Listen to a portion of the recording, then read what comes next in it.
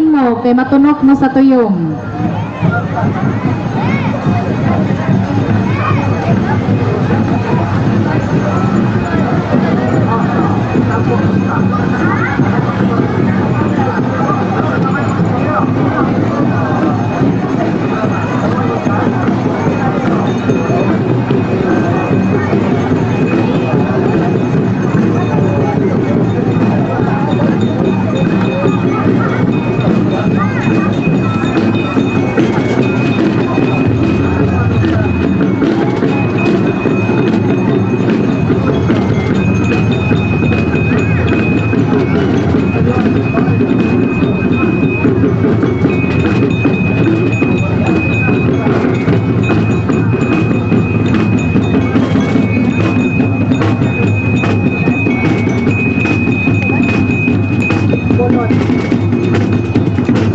Gentlemen, the last but not the least contingent.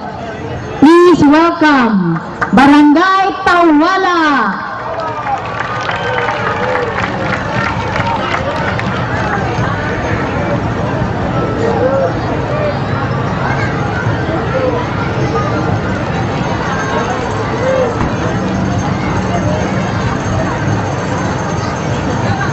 Akong balikon paghangyo ang mga barangay nga wala pa makasubmit sangan sa ilang barangay council, trainer, school head.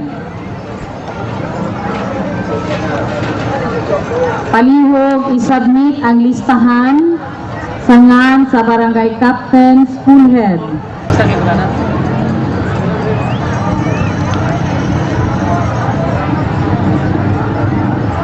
Usbon usab nako paghangyo ang mga katawhan nga mapahiluna na kita kaysa dili madugay alang sa usa ka panalangin nga pagapanguluhan ni Reverend Father Vivencio Sain Jr., Panglao Parish Priest.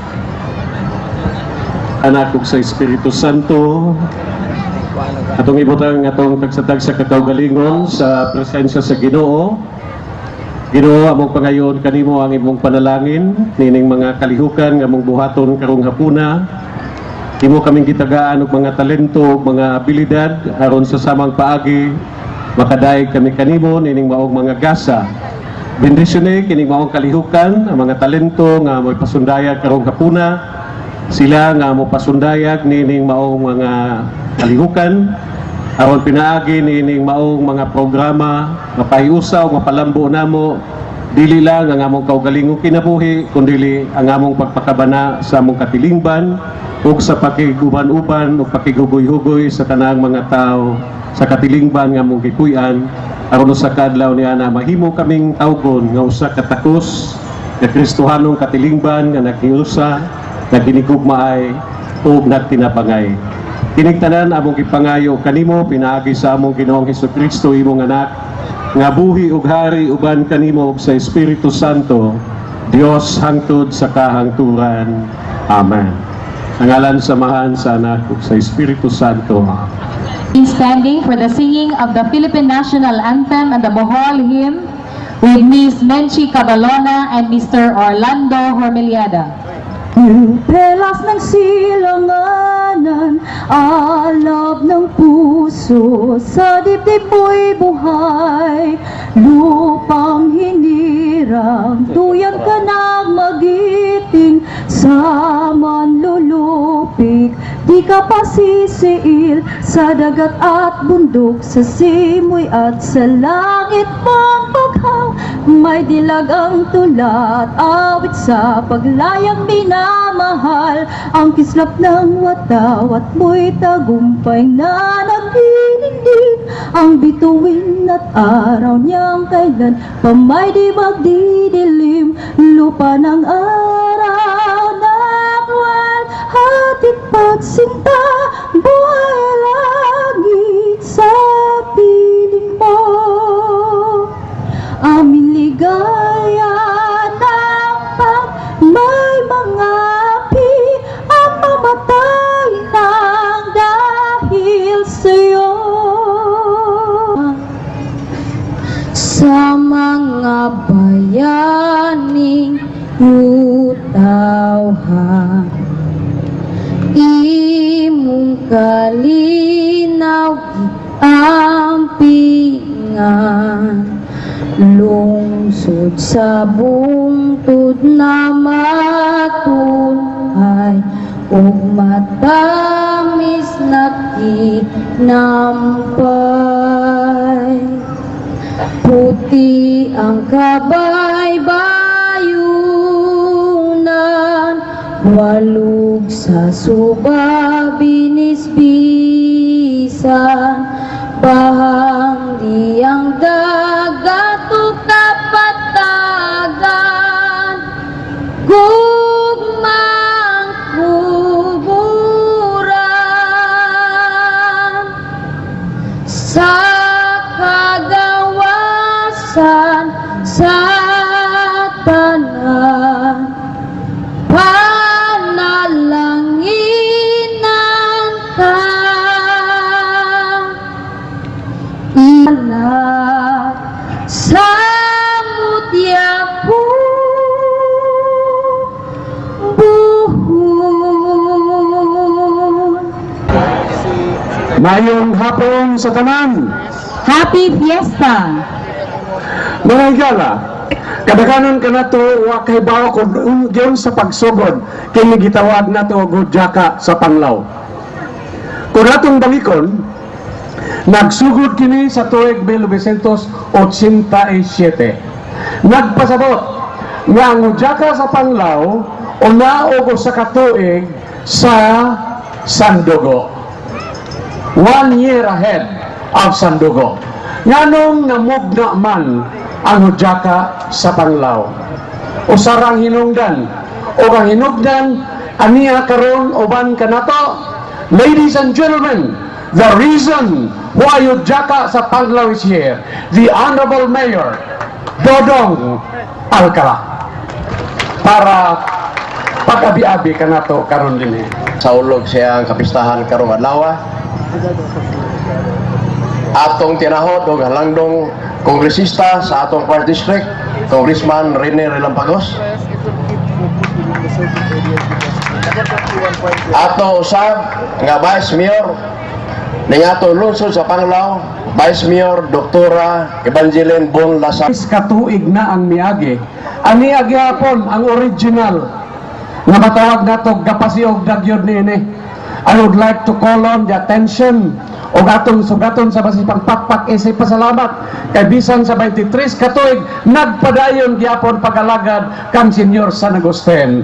With us on stage is Mrs. Ros Istokia. Original ni sila nga Gudyaka 23 years ago. And with Nyada, mao gyapon ni sila ang mga original. O karon lang ko kay Bao, usa sa itong mga judges, usa-usab ka judge 23 years ago. Kini si Lila Itak. I would like to, we are here 23 katuig na ani alang gihapon. Nagustin nga milahutay kita hangtod karong adlaw. Gibati nato ang dako kayong garbo tungod kay uban nato karong hapuna. Kining usa ka higala, usa ka alagad sa probinsya nga atong gimahal o atong gikapakita nga atong pagmahal kaniya sa miaging eleksyon. Nahimong gobernador sulod sa unong katuig o karon mibalik sa Panlaw dinhi siya sa oath-taking ceremony sa miaging Hulyo. O karon full pledge na gyud. Ladies and gentlemen, ang atong pinalagang kongresista sa Distrito 1 sa Bohol, the Honorable Rene Lopez Relampagos. Daghang kayong salamat sa atong Master of Ceremonies nga nakahimo kita og lain pang Gudyaka sa Panlaw karong tuiga. This is an accomplishment that is very hard to duplicate ni sa atong lungsod. Kay matod pa sa atong MC ika-22, 23 na katulaw. And the fact nga kini mingabot og 20 taon kining maong kalihukan. Nagpasabot kini nga kibutan tungod kay very progressive ang lungsod sa and is fast develop, nagkahiusag yun o mihatag o kooperasyon ang atong mga katawhan. So, Pinahod, pinangga, sukad pa sa una, hangtod karon o hangtod ang kongresista sa unang distrito sa Bohol, the Honorable Rene Lopez Relampagos. Bakong dungog nako nga mo'y mopaila sa atong members of the Board of Judges. Ang unang member of the Board of Judges is a national member of the National Commission for Culture and the Arts, National Committee on Dramatic Arts. He is also a member of the Bohol Arts and Cultural Heritage Council Dramatic Arts Committee. He is also a technical director, Diwanag Dance Theater and Cultural Troupe of the Holy Name University. He is a technical director of the Teatro Abatan and a pioneer member of the Teatro Bolanon. By profession, he is a licensed geodetic engineer and a layup artist. Please welcome the first member of the Board of Judges, Engineer Jeramil Dicasa. Sipang pagpagalang kanila. Ang sunod nga member sa Board of Judges, usa ka choreographer sa Diwanag Dance Theater and Cultural Troupe of the Holy Name University. He is a participant of the World Jazz Dance Congress, Chicago, Illinois, USA. A full dance scholar, Ballet Philippines Step Dance School. A choreographer of the Sandugo Oracle of 2007. By profession, he is a professional choreographer and teacher, jazz and modern dance. Please join me in welcoming Mr. Nino Winston Sindrihas. And last but not the least is the chairman of the Board of Judges and the beautiful rose among the two thorns we have today. This beautiful lady is a member of the Academy for already 40 years. She is currently connected at the Mater Dei College, Tubigon, Bohol, teaching physical education and MAPE major. By profession, she is a graduate of Bachelor of Science of Education, major in Mathematics and Physical Education at the HNU or the formerly Divine Word College.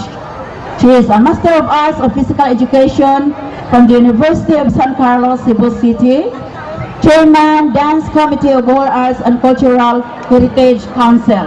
Atong dawaton sa masipang pakpak ang atong Chairman of the Board of Judges, Mrs. Lila Kalimbayan Itak.